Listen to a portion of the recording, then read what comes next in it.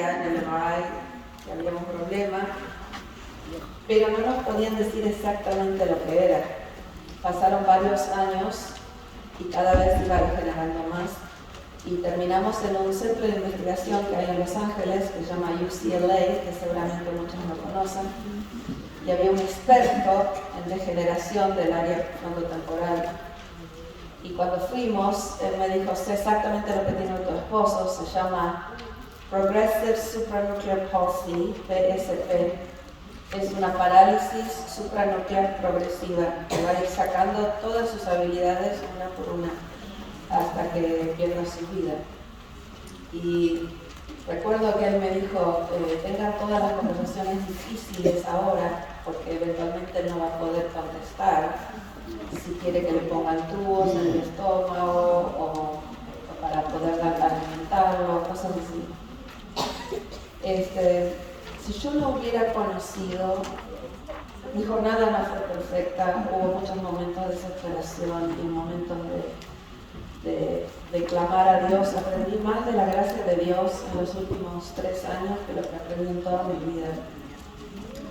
Por preguntas que le hacía a Dios, confusiones, que tenía dudas, y Dios me encontraba en ese lugar, porque Dios no tiene miedo de sus dudas, no tiene miedo de sus preguntas. Dios nos ama a través de nuestras crisis. De allí salió un libro que escribí, que sale en español el mes que viene, que se llama Tormentas y Desiertos, cómo Dios se nos revela en medio de nuestras crisis. Y en ese son 12 personajes bíblicos que pasaron por grandes crisis y Dios se les reveló de una forma nueva en el medio de la crisis. Pero también cuento una crisis de mi vida en cada capítulo, empezando con la enfermedad de mi esposo, pero otras crisis que tuve, la muerte de mis padres por cáncer, pérdida de un bebé, muchas crisis que pasamos como mujeres, como damas, y muchas que fueron de mi juventud, algunas elecciones equivocadas, y cómo Dios estuvo todo el tiempo con nosotros, conmigo en este caso. Hoy voy a hacer una clase sobre cosas específicas y únicas que tiene cada evangelio sobre la muerte y la resurrección de Jesús. Como nosotros estamos en este fin de semana tan especial, que se recuerda la muerte y la resurrección de Jesús, utilicé una forma de analizar los evangelios, que es compararlos y ver qué cosas únicas cada uno nos dice, que no nos dice ningún otro evangelio. Así que vamos a aprender mucho. Y quiero decirles que si yo no hubiera conocido a este Jesús, no hubiera podido pasar por las crisis que pasaron. Yo quiero que sepan que no es algo solamente académico o algo, digamos, de los papeles, que es algo que ha salido de mi experiencia, el hecho de que yo no sé cómo hace la gente que no cree en un Jesús que nos ha salvado y que nos acompaña y que camina con nosotros y que nos da fuerza cuando no hay más fuerza y ánimo cuando no hay más ánimo. Y los evangelistas presentan a un Jesús que llena todas nuestras necesidades, físicas, mentales, emocionales, espirituales. Y entonces les voy a mostrar el ángulo que cada uno de los evangelistas presentan de Jesús. Y no sé cuál necesita usted hoy. Yo necesito los 4. Creo que cuando terminemos usted va a decir que también necesita los 4 retratos de Jesús que tenemos en la Biblia. Pero solo quería que sepan que yo también he pasado por crisis muy grandes y que este Jesús que les voy a presentar hoy es verdadero, es real y nos encuentra en el momento más desesperado de nuestra vida también. Así que vamos a estudiar este Jesús que pronto viene a buscarnos y que ha sido presentado por 4 personas en la Biblia: Mateo, Marcos, Lucas y Juan. Y la verdad es que vamos a aprender cosas muy hermosas esta mañana en nuestro momento de estudio. Así que vamos a empezar con Mateo. ¿Alguien sabe por qué Mateo es el primer libro en el Nuevo Testamento? No fue el primer evangelio escrito. Marcos fue escrito antes de Mateo. Pero ¿por qué Mateo está allí? ¿Alguien sabe? Sí.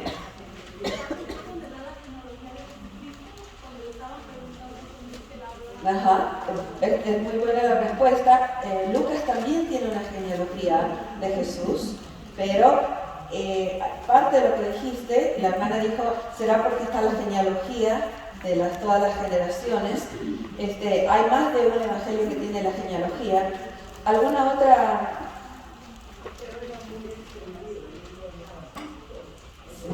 Mateo da muchos detalles, muy bien. ¿Alguna otra? Ok, les voy a decir por qué Mateo es el primer libro que está en el Nuevo Testamento, y es porque él hace la conexión más directa entre el Antiguo Testamento y presentando que el que estábamos esperando en el Antiguo Testamento es Jesús el que ha venido. Entonces, él constantemente está citando el Antiguo Testamento para decir, ¿se acuerdan de aquello, de aquello, de aquello? ¡Tará! Jesús es el que estábamos esperando. Entonces, él hace todo para mostrar que Jesús es el hijo de David, que había sido prometido en 2 de Samuel capítulo 7. Dios le había prometido a David que iba a tener un descendiente, que su trono no terminaría nunca.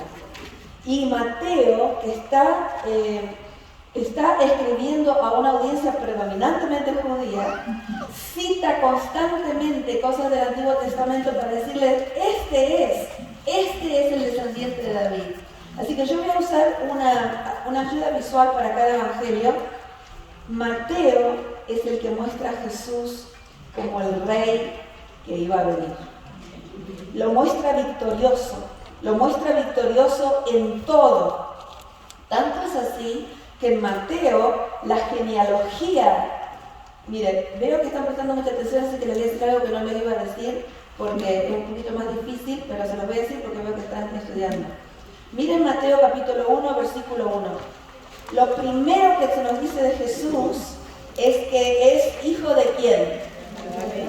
De David. Y toda la genealogía de Jesús está dividida en 3 grupos de 14. Y si usted no se dio cuenta de eso, Mateo se lo dice. Miren el versículo 17, Mateo 1, 17.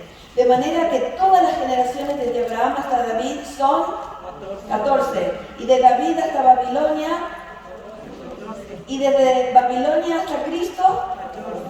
El problema es que hay muchas más generaciones que 14 en cada uno de esos grupos, si usted va al Antiguo Testamento, porque en el tiempo de Jesús las genealogías no eran con propósitos históricos, sino para presentar la persona que venía. Y 14, ¿qué tiene que ver 14? Saben que en hebreo las letras tienen número y solo se escriben las consonantes. Y David, la D, en hebreo, todas las D son número, ¿alguien sabe? 500. Ok, no tiene nada que ver con los números romanos. La D siempre es un 4 en hebreo, la D. Y la B siempre es un 6, ¿ok? Entonces, D, suma ¿cuánto? 4 más 6 más 4, suma 14.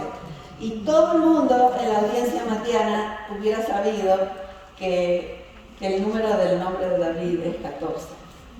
Así que Mateo divide la genealogía en 3 grupos de 14, diciendo, este es el hijo de David que estábamos esperando. Así que hay muchísimos detalles en Mateo que nos presentan a Jesús como, este es el rey que venía a establecer un trono que no iba a terminar nunca más. Y en Mateo se lo llama Jesús hijo de David más que en cualquier otro evangelio. Así que siempre la gente está diciendo, hijo de David, ten misericordia de mí, hijo de David, sáname, hijo de David, porque esa es la identidad que estaban esperando en el Antiguo Testamento. Así que hay mucho que les puedo decir de David en relación a Jesús, pero Mateo es el evangelio que usted va a leer el día que tenga un problema grande. Porque le va a recordar que Jesús tiene completo control y autoridad sobre ese problema. Así que se los voy a mostrar ahora, es fascinante.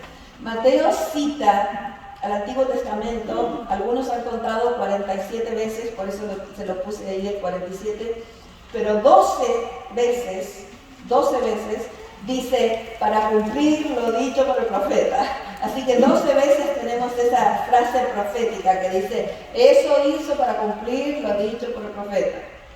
Ahora, algo pasa en la muerte de Jesús en el Evangelio de Mateo que no nos cuenta ningún otro evangelio. Así que vamos a ir directo ahí, que es el capítulo 27 de Mateo, es la muerte de Jesús.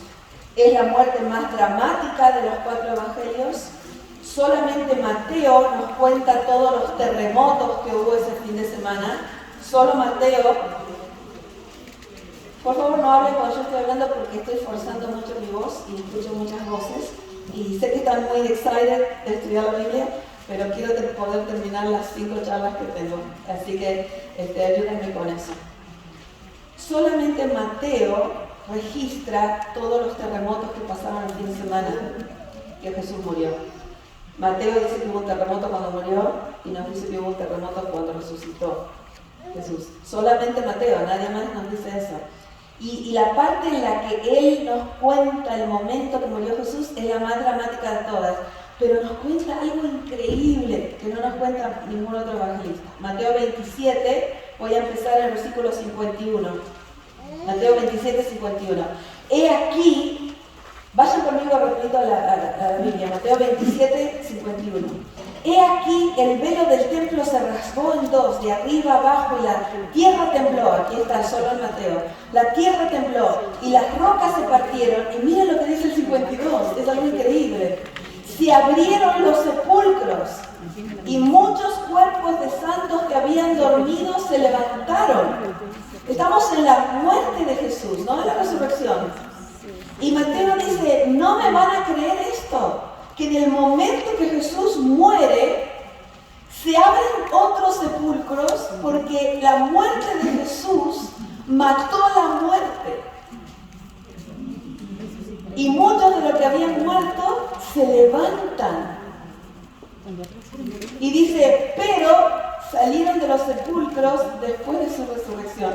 Él no puede esperar para decirnos que el hecho de que Jesús muere pone fin a la muerte por siempre. Y yo le digo, este versículo lo leí cientos de veces cuando primero murió mi mamá de cáncer, al año y medio murió mi papá de cáncer, ahora murió mi esposo. Acá tengo la seguridad que los voy a volver a ver. Y solamente Mateo nos dice que cuando Jesús murió, hubo una resurrección de otras personas que no eran Jesús, mostrando la victoria sobre la muerte. Amén. Así que si usted ha perdido un ser querido, algunos de ustedes han perdido hijos que han muerto, han perdido esposos, han perdido padres, y a medida que pasa la vida vamos perdiendo seres queridos. Este es el Evangelio que nos da la seguridad que Cristo con su muerte tuvo victoria sobre la muerte. Así que, wow, es una cosa increíble. Y que de paso ninguno de los otros evangelistas nos cuentan que hubo esa resurrección de otras personas. Pero fíjense cómo nos cuenta la resurrección de Jesús y agrega una frase, Mateo, que no tiene ningún otro evangelista. Esto es lo que hacemos en teología bíblica. Buscamos cosas que bajo la influencia del Espíritu Santo pusieron en la Biblia para afectar nuestras almas y nuestras mentes. Fíjense cómo cuenta la resurrección. Mateo 28, 2. Esta es la resurrección de Jesús, que se festeja mañana, ¿no? Fíjense, Mateo 28, 2. Hubo un gran terremoto, otra vez. Solamente Mateo nos cuenta los terremotos. Hubo un gran terremoto, un ángel del Señor descendiendo del cielo y llegando, removió la piedra, y Mateo agrega una frase. ¿Qué agrega? Me encanta esa frase, porque todo el Evangelio ha sido un Evangelio que muestra que Jesús está en control de todo, con completa autoridad. aún cuando entrega su vida, la entrega porque Él quiere, no porque se la sacaron, ¿no? Su muerte da la victoria sobre la muerte, y dice Mateo, y cuando el ángel baja y remueve la piedra, no solo la remueve, sino que se sienta sobre ella, como diciendo, ¿hay alguna pregunta? Acá esto se terminó. Solo Mateo nos da ese lenguaje de trono, ese lenguaje de autoridad. Solo Mateo agrega esa pequeñita frase, que el ángel se sentó sobre la piedra. Y hay una autora americana que tiene muy buenos estudios bíblicos, y ella dice, el ángel sentado sobre la piedra nos recuerda que todos los problemas que están sobre nuestra cabeza están bajo sus pies. Y me encanta esa frase, todo lo que está por encima de nuestras cabezas está bajo sus pies. Y solo Mateo tiene un discurso de Jesús al final, recordándonos que Él tiene autoridad sobre todo. Solamente Mateo lo tiene. Mateo capítulo 28, al final, Jesús se acercó, en el versículo 18, al final del Evangelio, Jesús se acercó y les habló diciendo, toda potestad, toda autoridad me es dada, ¿dónde? ¿En el cielo? ¿Y dónde? Eso a mí me trae una increíble seguridad, que Jesús me dice, no te olvides que toda autoridad, toda potestad, todo control se me ha dado a mí, dice Jesús, ¿dónde? En el cielo, ¿y dónde más? Y en la tierra. Y entonces ahí tenemos, por tanto, id, hacer discípulos a todas las naciones, bautizándolos en el nombre del Padre, del Hijo y del Espíritu Santo. Y acá hay algo muy interesante. Miren, hay una palabra que les puse ahí. ¿Van siguiendo el handout que les di? Estamos en Mateo, en la primera parte. La última frase de Mateo dice una palabra, inclusio. Inclusio es una palabra académica que quiere decir un sándwich narrativo, que un libro empieza con un tema y termina con el mismo tema. El tema de Mateo, que es el sándwich, la tapa de libros, es que al principio del Evangelio, Mateo nos dice que Jesús es Emmanuel, Dios con nosotros. Y Jesús termina el último versículo del libro y nos dice, yo estoy con vosotros todos los días hasta el fin del mundo. Ese es el retrato de Jesús que nos da Mateo. Este es este es el Jesús que Mateo presenta, que tiene completa autoridad, que es el descendiente de David que estuvimos esperando todo el Antiguo Testamento, que es el que viene a dar un trono que no termina más, que su muerte fue la victoria sobre la muerte y que nos garantiza que veremos a nuestros seres queridos que hemos perdido, y que cuando el ángel vino, rodó la piedra y ¿qué hizo? Se sentó sobre ella, y que Jesús dice, toda autoridad se me es dada en el cielo y en la tierra, y yo soy Emmanuel, Dios con nosotros, y sí, estoy con vosotros todos los días, ¿hasta cuándo? Quizás este es el retrato que necesitas hoy de Jesús, que nos recuerda que Jesús está con nosotros y tiene completa autoridad y ya ha sido victorioso. O quizás tú necesitas el retrato que nos da Lucas. Así que vamos ahora al libro de Lucas. Es muy hermoso poder estudiar la Biblia de esta manera, así que aprovechen esta oportunidad porque vamos profundo. ¿Saben ustedes que Lucas es el autor que ha escrito más cantidad de palabras en el Nuevo Testamento? Muchos creen que es Pablo, porque Pablo tiene muchas cartas, pero esas cartas son cortas. Lucas tiene dos libros que son grandes. ¿Cuáles son?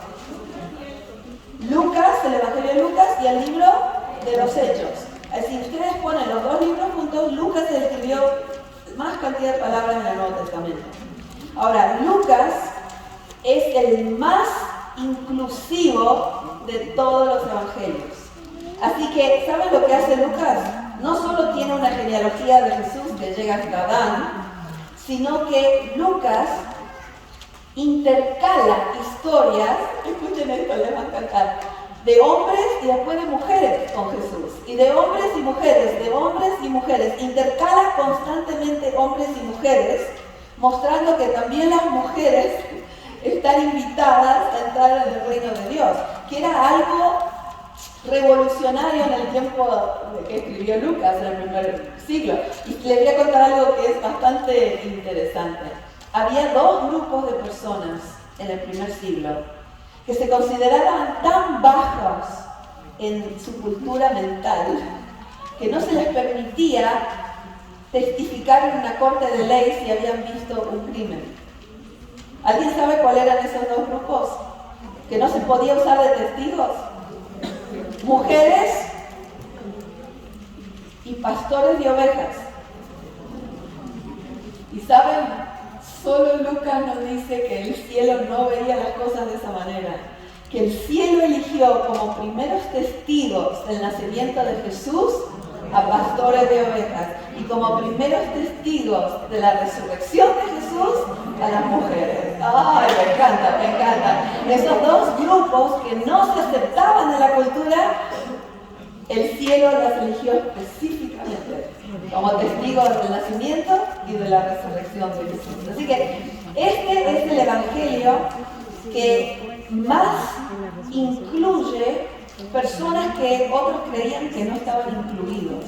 Publicanos, pecadores, gente que públicamente había hecho cosas mal, y hoy en el sermón que sigue vamos a ver uno de ellos que ningún otro evangelista nos cuenta. Así que ustedes saben que yo escribí los 4 libritos que van con los 4 evangelios, Mateo, Marcos, Lucas, Juan.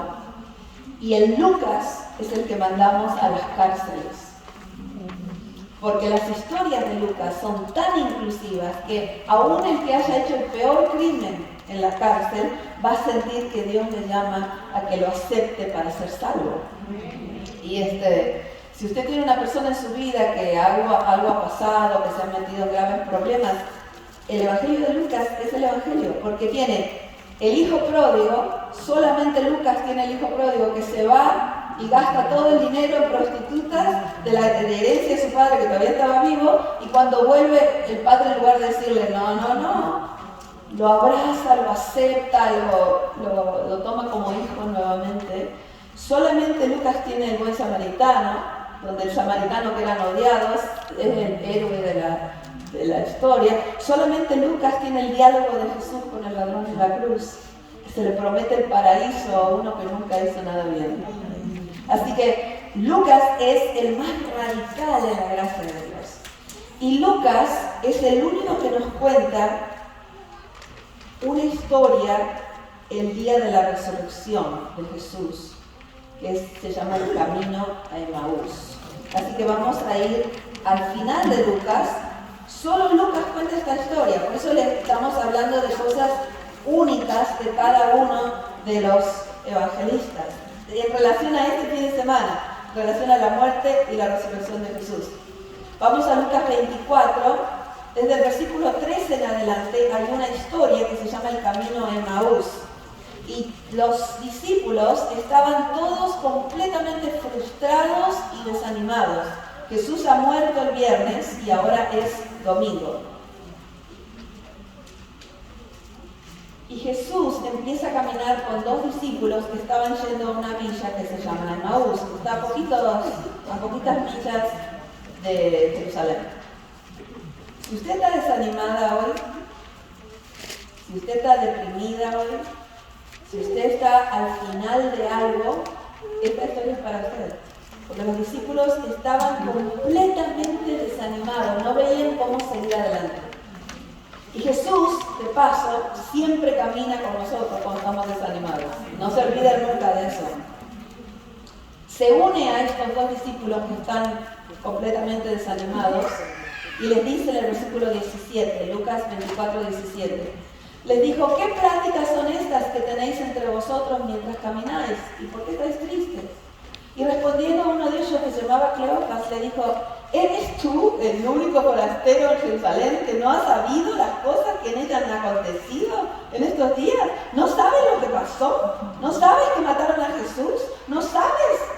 Y Jesús le dice: ¿qué cosas? Versículo 19, como diciendo: ¿qué pasó? Contame. Y él le cuenta su versión de lo que había pasado. Y es muy interesante. Le dice: es que había un gran profeta que esperábamos que iba a redimir a Israel. Jesús. Y Jesús está resucitado enfrente de ellos y ellos le están contando. Cuando terminan de contarle todo, Jesús le dice, ahora es mi turno y les voy a contar lo que realmente pasó. Así que lo tomamos en versículo 25. Estamos en Lucas 24, 25. Él les dijo, oh insensatos y tardos de corazón para creer todo lo que los profetas han dicho. Y ahí en el versículo 26 hay una cosa muy importante. ¿No era necesario que el Cristo padeciera estas cosas y que entrara en su gloria? Y el versículo 27 es el versículo en el que yo fundé el ministerio que ahora dirijo, que es un ministerio mundial, que se llama Jesús 101. Y se llama 101 porque 101 en inglés es una introducción a una materia. Cuando usted va al colegio, matemática 101 es la primer clase de matemática, o geografía, o historia 101. Acá Jesús les dice cómo interpretar toda la Biblia. Les dice, comenzando desde Moisés, que quiere decir que empezó ¿dónde Jesús? ¿Dónde empezó? ¿En qué libro?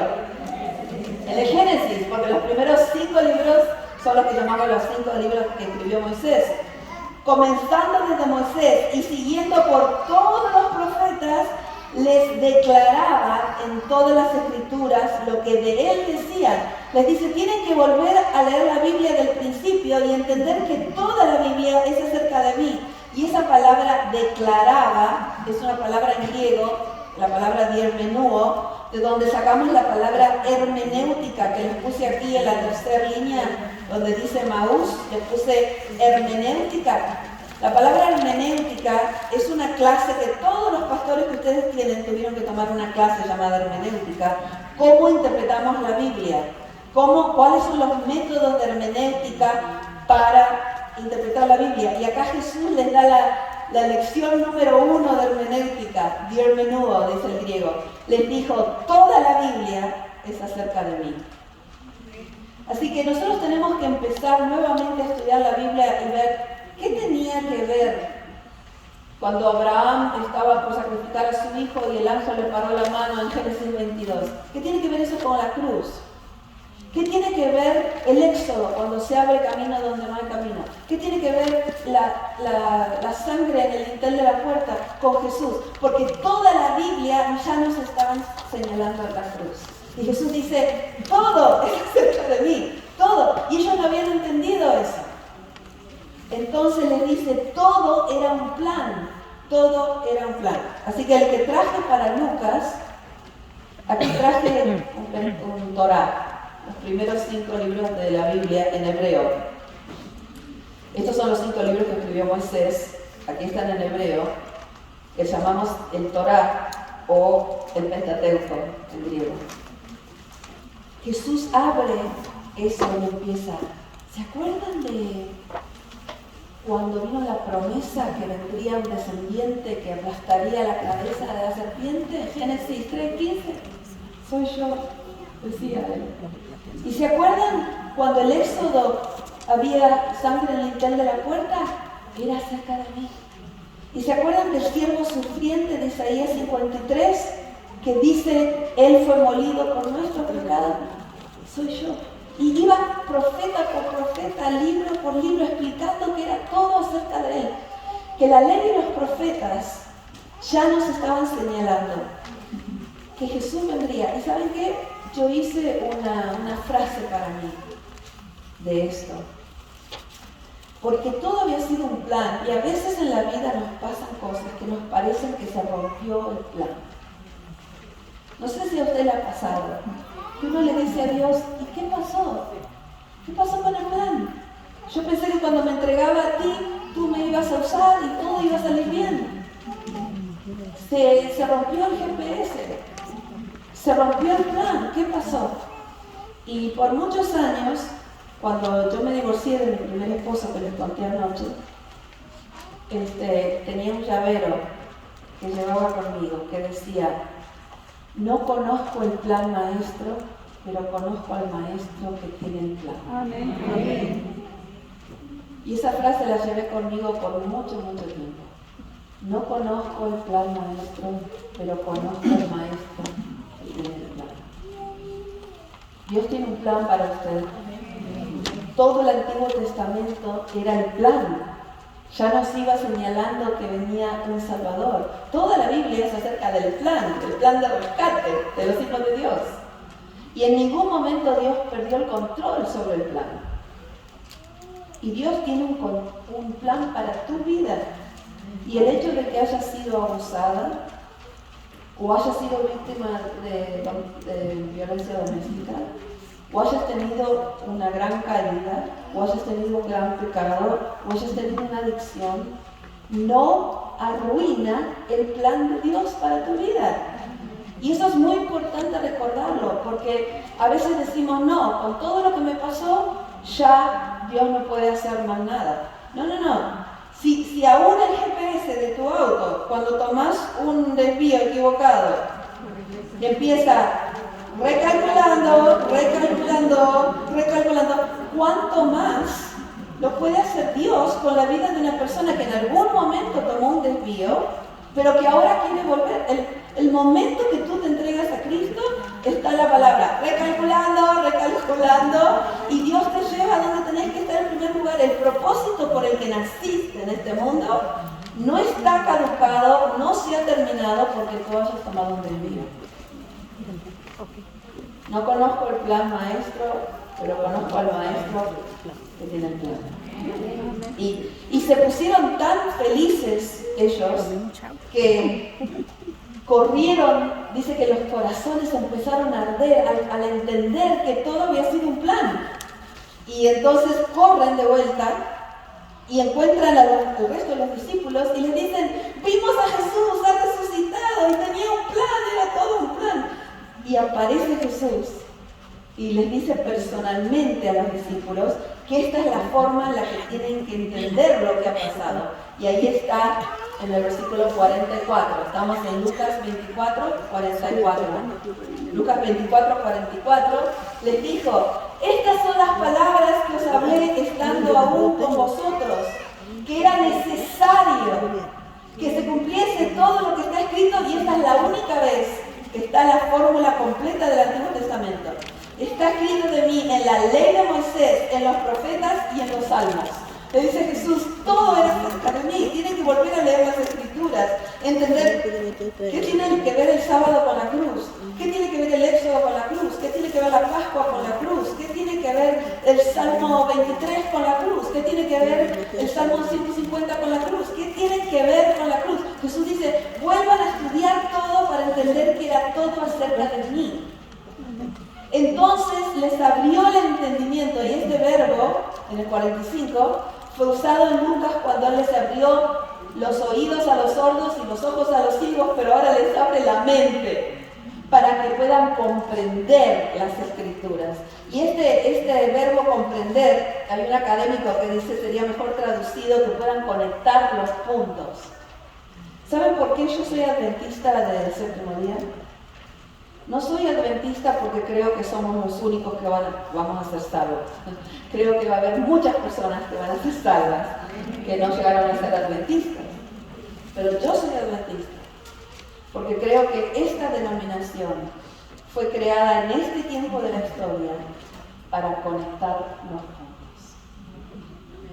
Esta denominación fue creada para que mostremos que todo el Antiguo Testamento estaba señalando la cruz. Que el sábado tenía que ver con el descanso en Cristo, que el santuario tenía que ver con el ministerio de Cristo, que todas estas cosas estaban ya señalando. Esa es nuestra misión al fin del tiempo, para mostrar que todo era un plan desde el principio. Y esa razón es por la que yo soy adventista. Después de haber estudiado la Biblia académicamente toda mi vida, más de 25 años, estudiando a nivel maestría o doctorado la Biblia, sigo fundamentada en el hecho de que la misión de la Iglesia Adventista es conectar que toda la Biblia siempre fue y será acerca del plan de la redención en Jesús. Amén. Ahora, algo les pasa a los discípulos. Hay un inclusio en Lucas. El inclusio es que cuando nació Jesús y los ángeles vinieron a los pastores, dice que les agarró un gran gozo, porque dice que los ángeles dijeron, traemos buenas nuevas de gran gozo. La palabra gran en griego es la palabra mega. Mega gozo, decían los ángeles. Pero los discípulos no agarran el mega gozo, hasta que Jesús les explica que todo había sido un plan. Y entonces la última parte de Lucas dice que finalmente agarraron el mega gozo. Así que vamos a Lucas 24, a lo último. Jesús se va al cielo, versículo 51, Lucas 24, 51. Aconteció que bendiciéndolos se separó de ellos y fue llevado arriba al cielo. Y ellos, después de haberle adorado, volvieron a Jerusalén ¿con qué? ¿Con qué clase de gozo? Mega gozo. Ese es el cuando finalmente se dieron cuenta, wow, era todo un plan. Ahí tomaron el mega gozo, porque los ángeles en Lucas 2 habían dicho, les traemos buenas nuevas de mega gozo, que nació un Salvador. Finalmente, después que entendieron que era un plan, la muerte y la resurrección de Jesús, ahí los discípulos finalmente pueden adorarlo con mega gozo. ¿Saben que yo me doy cuenta cuando entro en una iglesia, si esa iglesia ha entendido el Evangelio? Y me doy cuenta por el mega gozo. Las iglesias que confunden reverencia con depresión no han entendido que el Evangelio nos llena de gozo, de alegría, de felicidad, de deseo de adorar a Dios. Ese que tiene el alma, que la gente dice, ¿cómo puede estar feliz a pesar de la enfermedad, a pesar de la muerte de ser querido, a pesar? No, es que el gozo no es la ausencia de problemas, es la presencia de Cristo. Me encanta esa frase. El gozo no es la ausencia de problemas, es la presencia de Cristo. Bueno, estamos aprendiendo mucho, así que vamos a repasar. Quizá usted necesita este retrato de Jesús que dice que Jesús está en completa autoridad, en completo control, que Él es el Rey de Reyes, el descendiente de David que venía, que cuando Él murió tuvo victoria sobre la muerte, que cuando resucitó vino el ángel y rodó la piedra y se sentó sobre ella, que Jesús dice, toda autoridad se me ha dado en el cielo y en la tierra, y sí soy Emmanuel, Dios con vosotros, y sí estoy con ustedes todos los días hasta el fin del mundo. Quizás es este. O quizás usted necesita el de Lucas, que dice, todos están incluidos en la invitación a la salvación. Aún el hijo pródigo, aún el ladrón en la cruz, todos. Y sí, aún las mujeres están invitadas no solamente a entrar en el plan de la salvación, sino a ser pregoneras de estas buenas nuevas. Y algo muy hermoso, hay que aprender a entender toda la Biblia, Moisés, los profetas y los salmos, a la luz de la cruz para entender, wow, era todo un plan. Y también hay un plan para mi vida, no solamente los 5 primeros libros de la Biblia, pero voy a poner esto aquí para recordarnos que todo era un plan, que Dios no ha perdido el control de nuestra vida. Y sí, no conozco el plan maestro, pero conozco al maestro que tiene el plan. Y entonces cuando me someto a ese plan, aunque no entiendo cada detalle del plan, entonces me agarra el mega gozo, porque el gozo no es la ausencia de problemas, sino la presencia de Cristo. O quizás usted necesite Juan. El Evangelio de Juan, ya son expertas porque anoche tuvimos una clase sobre Juan. Juan no tiene ni los pastores con los ángeles, ni José y María al principio.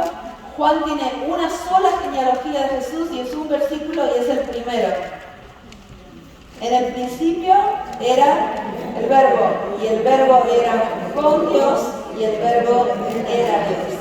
Así que él va a tratar de demostrarnos que Jesús, que se llama el Verbo en Juan, se hizo carne, versículo 14 del capítulo 1, habitó entre nosotros y teníamos dos realidades. Teníamos el Jesús humano que veíamos y el Jesús que nos dábamos cuenta que era Dios en el que creíamos. Entonces, ¿cómo escribe él todo el Evangelio de Juan? ¿En cuántos niveles? 2 niveles. El que ven los ojos físicos y el que usted entra cuando cree en Jesús. ¿Cuál es la palabra principal de Juan? ¿Qué verbo usa 97 veces? Creer. Creer. Crean. Él escribió el Evangelio para que creamos. Juan 20, versículos 30 y 31 dice: estas fueron escritas para que creáis que Jesús es el Hijo de Dios y que creyendo tengan vida en su nombre. Entonces, él escribe todo el Evangelio en esos 2 niveles. Y hay un diálogo entre los 2 niveles en cada historia. Anoche estudiamos una. Nicodemo, debes nacer de nuevo, dice Jesús. ¿Cómo puedo nacer de nuevo y entrar en el vientre de mi madre? No, dice Jesús, no estoy hablando de este nivel, estoy hablando de este nivel. Mujer samaritana, dame agua, pero pídeme a mí, tengo otra clase de agua. Señor, el pozo es hondo, no tienes con qué sacarla. No, dice Jesús, no hablo de este agua, hablo de este otro agua. Pídeme a mí, quiero darte un don que te va a liberar y que te va a hacer una fuente que salte para vida eterna. Todas las historias de Juan tienen esos 2 niveles y es increíble. Y quizás hoy tú necesitas ese par de anteojos que dice, sí, la realidad que tú ves no se ve muy buena. Tu matrimonio, tu enfermedad, pero Juan te ofrece un par de anteojos para que puedas entrar en el segundo nivel. Amén. El nivel de los que creen por encima de lo que ven. A veces es difícil eso, porque lo que vemos es esto, pero lo que es más real que lo que vemos es lo que creemos. Como dije anoche, cuando me veo a mí misma no sé cómo podría salvarme, pero cuando miro a Cristo no sé cómo podría salvarme. ¿Por qué? Porque hay una realidad mucho más profunda de la que tú ves. Pero tú me vas a decir, sí, pero tú no sabes lo que estoy pasando. No sé lo que estás pasando. Tú tampoco sabes lo que yo he pasado. Y sin embargo te puedo decir que si me voy a quedar con la realidad que veo, me voy a tirar de un puente. Pero la que creo es completamente diferente. La que creo es la que vale por encima de la que veo. Y Juan es el único que nos cuenta de un discípulo que se desanimó tanto que no quería creer si no podía ver. Tomás. La historia de Tomás solo está en el Evangelio de Juan. Así que acuérdense que Juan está tratando de probarnos que Jesús es Dios. No solamente que lo veíamos como un gran profeta y todo lo demás, sino que, como él empieza, en el principio era el verbo era con Dios, y el verbo era Dios, y el verbo se hizo carne. Y todo su evangelio es para probarnos que Jesús es Dios, no solo hombre, sino Dios. Y eso pasa en la historia de Tomás. Así que vamos al final del evangelio de Juan, al capítulo 20. Acuérdense que constantemente te está entregando. Esto es algo de la resurrección de Jesús que solo Juan nos cuenta. Acuérdense que estamos haciendo un análisis profundo de las cosas únicas de cada evangelio en la muerte y la resurrección de Jesús. Y esta historia que ocurre en la resurrección de Jesús, unos días después que resucitó, solamente la cuenta Juan. Capítulo 20 de Juan, versículo 24. Ahí voy a empezar la historia. ¿Listas? Juan 20, 24. Tomás, uno de los 12, llamado Dídimo, no estaba con ellos cuando Jesús vino. Estoy en Juan 20, ahora 25. Le dijeron los otros discípulos, al Señor hemos visto. Y él les dijo, miren, esta es la demanda más grande que tenemos en todo el Nuevo Testamento, la demanda para creer.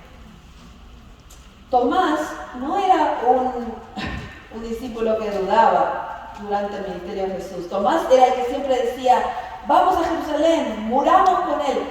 Pero Tomás en un momento dice, si vamos a Jerusalén, lo van a matar a Jesús. Y Jesús dice, vamos. Y cuando lo matan a Jesús, Tomás dice, ¿vieron? Les dije que lo iban a matar. Yo no sé si les ha pasado a ustedes que alguien les dijo a ustedes, si ustedes oran mucho, su esposo se va a sanar. Si ustedes oran mucho, su hijo no va a pasar por dificultades.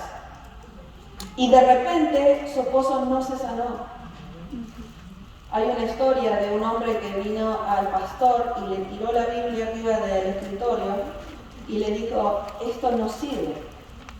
A mí me dijeron que si yo oraba con fe, mi esposa no iba a morir, pero murió.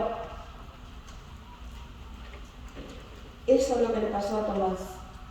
No es que él dudó durante el tiempo del ministerio de Jesús, sino que pasó lo que él dijo que iba a pasar. Cuando usted dice, esto me va a terminar, esto me va a volver loca, mi matrimonio se va a terminar, y se terminó. Y uno dice, ¿y ahora qué? ¿Cómo creo si lo que yo sabía que iba a pasar pasó?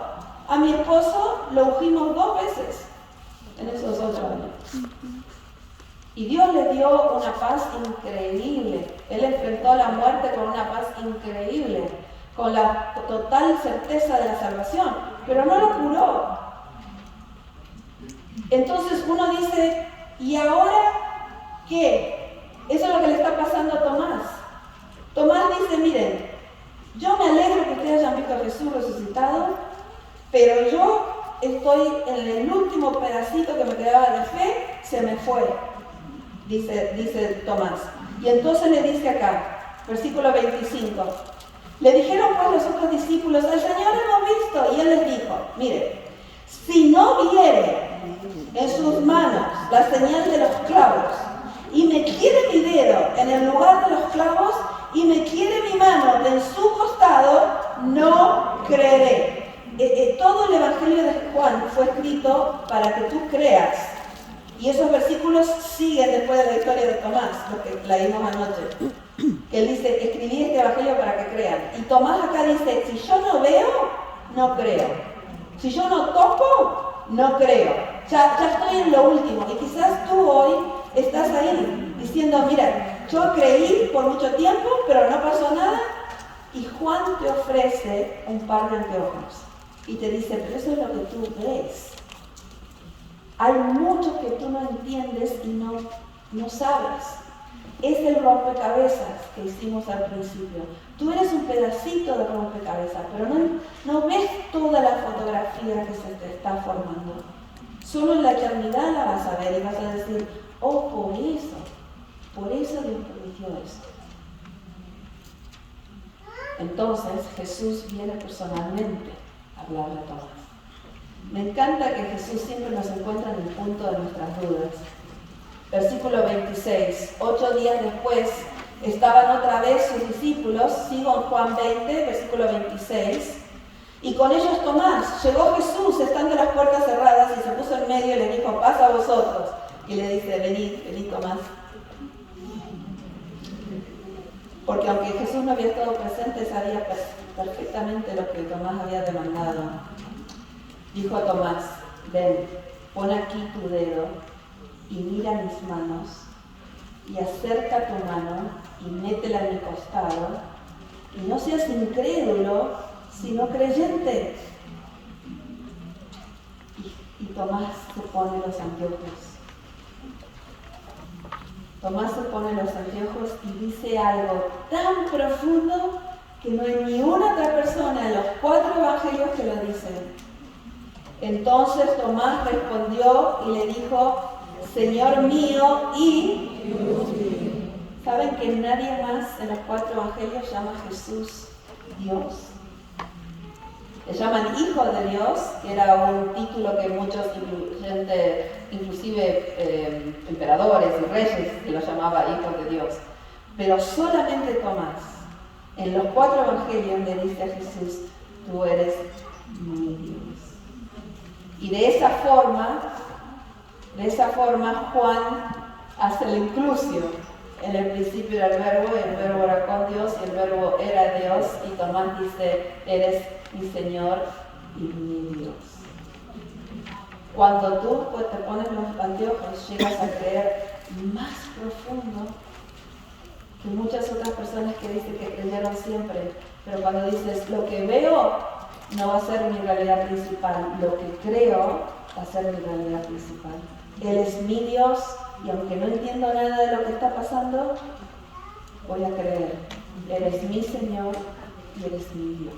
Amén. Y aquí hay un versículo para ustedes.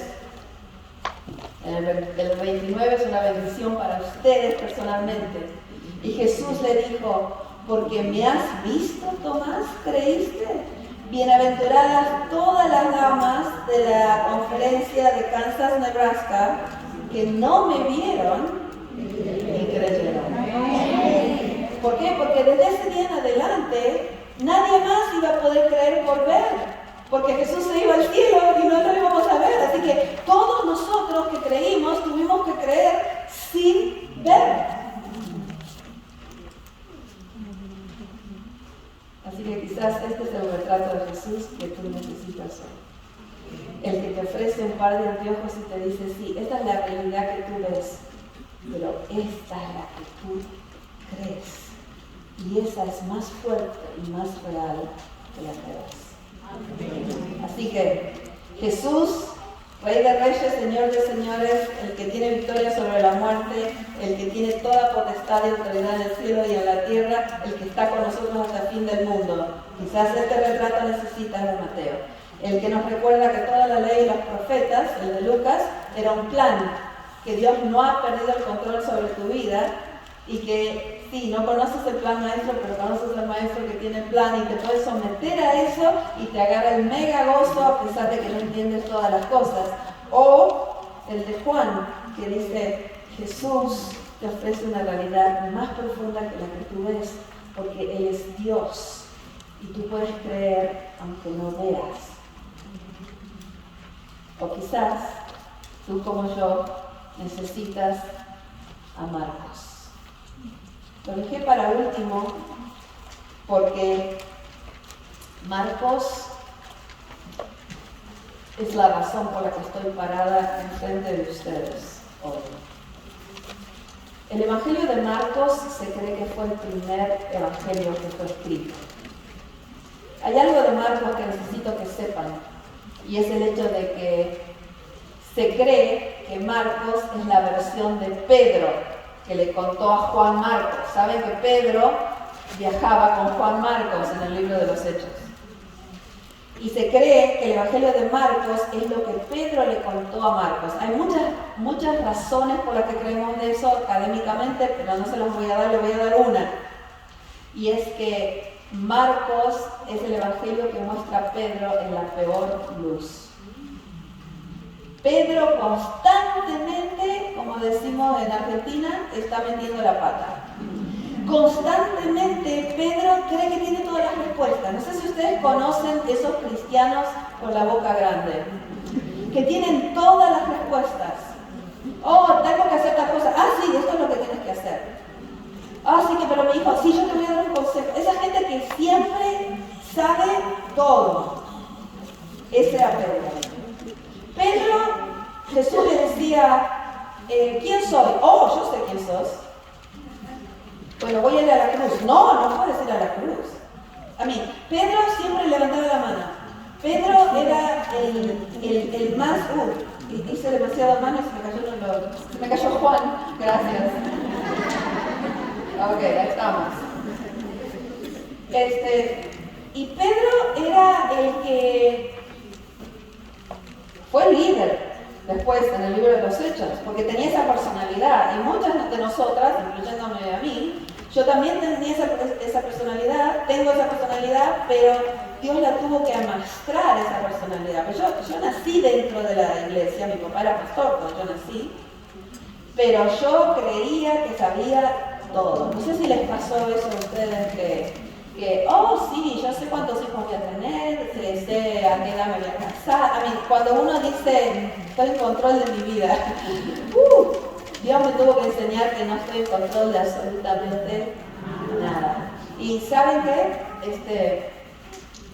Pedro tuvo que pasar por algo que yo también pasé. Y ahí es cuando la boca esa grande que cree que sabe todo se cierra. Y después se abre solo para hablar de Jesús. Déjenme mostrarles lo que le pasa a Pedro y algo que hay en la resurrección de Jesús que no está en ningún otro evangelio, sino en Marcos. Resulta que Marcos pasa la mitad del evangelio sobre el sufrimiento de Jesús en la cruz. Desde el capítulo 8, versículo 31 en adelante, todo es sobre el sufrimiento de Jesús. Y Pedro le está contando esto a Marcos. Y los discípulos constantemente fracasan. Si usted alguna vez se siente que está fracasando como discípula de Jesús, lea a Marcos, porque Marcos le va a dar mucho ánimo. Los discípulos no entienden nada. Siempre están diciéndole a los nenes, no los molesten a Jesús. Y Jesús le dice, dejen a los niños venir a mí. Pasan 3 capítulos y otra vez los nenes quieren venir a Jesús. Y otra vez los discípulos le están diciendo, no los molesten. Y como les dije anoche, yo creo que Jesús se pasaba haciendo así, porque los discípulos no entendían nada. Así que si usted se siente a veces que está fallando como discípulo, lea a Marcos y se va a sentir requete bien, porque va a decir, wow, si ellos no entendían nada, Dios va a tener paciencia conmigo también. Y Pedro, en un momento, cree que es tan fuerte que a él no le va a pasar lo que le pasan a las otras personas más débiles. Así que les voy a llevar a Marcos 14. Y después les voy a decir por qué es tan importante este evangelio para mí. Marcos capítulo 14, versículo 22. Es la Santa Cena, muchos la conocen. Es la última cena de Jesús con sus discípulos. Marcos 14, 22. ¿Listo? Mientras comían, Jesús tomó pan y bendijo y lo partió y les dio, diciendo, tomad, esto es mi cuerpo. Y tomando la copa, habiendo dado gracias, les dio y bebieron de ella todos. Y les dijo, esto es mi sangre del nuevo pacto que por muchos es derramada. De cierto os digo que no beberé más del fruto de la vida hasta aquel día en que lo beba nuevo en el reino de Dios. Y cuando hubieron cantado el himno, salieron al monte de los olivos y miren lo que dice Jesús. Escuchen y que el Espíritu Santo nos grabe esto en este momento. Dice Jesús, todos me abandonarán, algunas de sus versiones dicen, os escandalizaréis, todos me abandonarán esta noche. Porque escrito está, heriré al pastor y las ovejas serán dispersas, pero después que haya resucitado, iré delante de vosotros a Galilea. ¿Qué clase de Dios es este? Que acaba de hacer un pacto diciendo, voy a morir por ustedes, esta es mi sangre, no voy a tomar más de este fruto hasta que lo haga con ustedes. Y después el siguiente versículo dice, de paso, todos ustedes me van a fallar esta noche. ¿Qué clase de Dios es este que hace un pacto con discípulas que Él sabe que le van a fallar? ¿Qué clase de Dios es este que nos promete encontrarnos aunque sabe que vamos a tener cualquier cantidad de errores y pozos en los que vamos a caer? ¿Qué clase de Dios es este que prepara suficiente gracia antes de que caigamos? ¿Qué clase de Dios es este que le dice a todos los pastores que están adictos a la pornografía, yo tengo gracia suficiente para sanarte y sacarte de eso?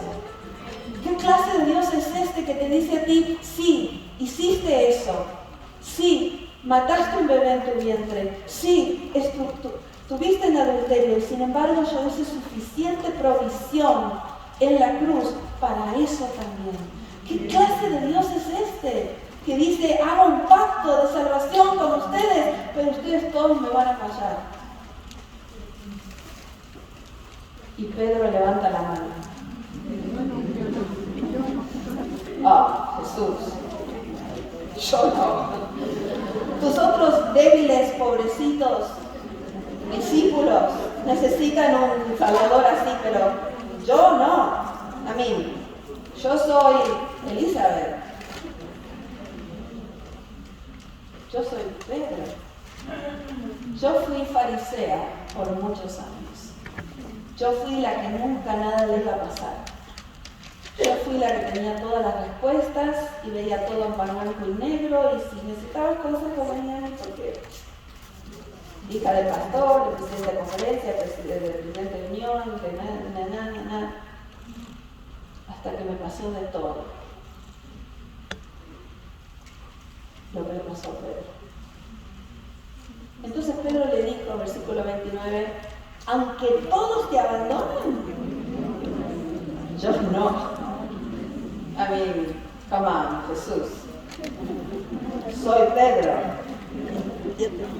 Y Jesús le dijo, de cierto te digo que tú, hoy, en esta noche, no dentro de 50 años, en esta noche, antes que el gallo haya cantado 2 veces, me negarás 3 veces.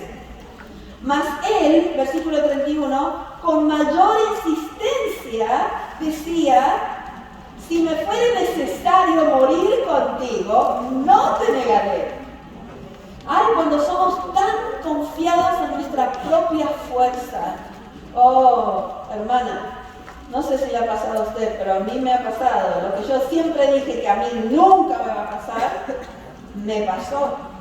Cosas que yo dije, es imposible que a una persona como a mí le pasen, me pasaron.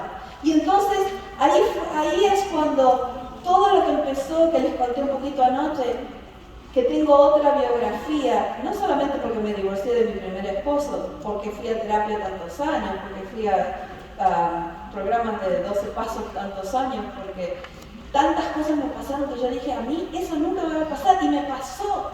Ahí es donde encontré un Cristo lleno de gracia para conmigo. Cuando las cosas que yo dije que no me iban a pasar, me pasaron. Y yo digo, ¿hay suficiente gracia para mí en esto? ¿Puedo confiar que la gracia de Dios es más grande que mis fracasos? Porque donde el pecado abundó, sobreabundó la gracia. Yo lo sabía de memoria, pero lo tuve que preguntar y preguntar y preguntar. ¿Hay suficiente gracia para todas las cosas que me pasaron a mí? Y sí, hay suficiente gracia. Y Pedro, en el último versículo de ese capítulo, que es el versículo 72, dice que está llorando amargamente porque acaba de negarlo a Jesús esa misma noche, que le dice, no te voy a dejar, yo soy Pedro. Capaz que todos los otros discípulos débiles que tienes necesitan un Salvador así, pero yo no. Versículo 72 de Marcos 14, el gallo cantó la segunda vez y Pedro se acordó de las palabras de Jesús que le había dicho, antes que el gallo cante 2 veces me negarás 3 veces, y pensando en esto, lloraba, Pedro llorando porque le falló. Y algo pasa el día de la resurrección. Imagínense a Pedro contándole esto a Marcos, solamente está en Marcos lo que les voy a mostrar. Es el día de la resurrección. Me emociona eso. Es el día de la resurrección. Entran a la tumba y ven unos ángeles. Y viene un ángel que les dice esto en el versículo 6. Marcos 16, 6. No se lo pierdan, por favor, tengan la Biblia para circularla. Él les dijo, este es el ángel hablándole, ¿ok? Miren, Marcos 16, 6. Él les dijo, no os asustéis. Buscad a Jesús Nazareno, el que fue crucificado, ha resucitado, no está aquí. Mirad el lugar de donde lo pusieron. Y aquí está, versículo 7, el Evangelio en 2 palabras. Pero id, decid a sus discípulos y a Pedro. El ángel lo menciona a Pedro por nombre, solamente en Marcos nos dice eso, al que había fallado, al que lo había negado. Yo me imagino a Jesús esta mañana, porque dice, id, decid a sus discípulos y a Pedro que él va delante de vosotros a Galilea y allí lo veréis. Yo me imagino a Jesús esta mañana saliendo de la tumba y decirle al ángel, no te olvides mencionar a Pedro, porque si no mencionas a Pedro, Pedro no va a ir, porque Pedro estaba tan seguro que a él no le iba a pasar esto, y le pasó, que decirle por favor que a Pedro lo quiero ver en Galilea, porque Pedro ya se iba a pescar, Pedro ya se iba, porque Pedro había fallado.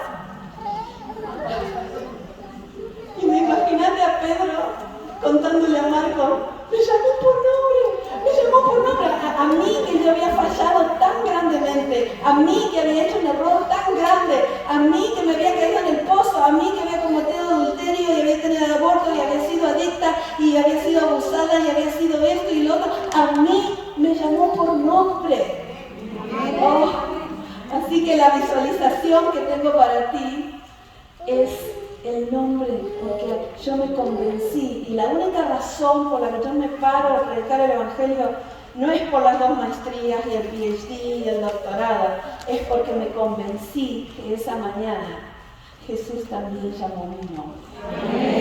Y dijo, vayan a decirle a Elizabeth que aunque muchas cosas en su vida le salieron mal, y aunque metió la pata muchas veces, y muchas veces se cayó en hoyos, que mi gracia es suficiente y que la voy a ver cara a cara. Amén. Y diga, me encanta este evangelio que dice, Jesús te llamó por nombre. Así que les voy a pedir que agarren sus nombres y los levantemos. ¿Estamos? Levanten su nombre y lean conmigo lo que dice abajo de todo en sus... Este versículo... Esperen, vamos a juntar. Este versículo está en la tumba de mis padres. Porque yo me convencí que todos los que entendemos el Evangelio sabemos que fuimos llamados por nombre, no porque nuestra vida es perfecta, sino porque su gracia es suficiente. Así que vamos a levantar nuestros nombres y leer lo que dice ahí. No temas. ¿Vamos? Ok, ¿listos? Ok, vamos. No temas, porque yo te redimí, te llamé por nombre, mía eres tú. Una vez más. No temas, porque yo te redimí, te llamé por nombre, mía eres tú. Así que no sé cuál de los retratos de Jesús tú necesitas hoy. Yo necesito todos. Necesito el victorioso, necesito el que tiene el plan, necesito el que me ofrece otra realidad y sobre todas las cosas necesito aquel cuya gracia es más grande que mis fracasos y que me llamó por nombre. Que Dios la bendiga.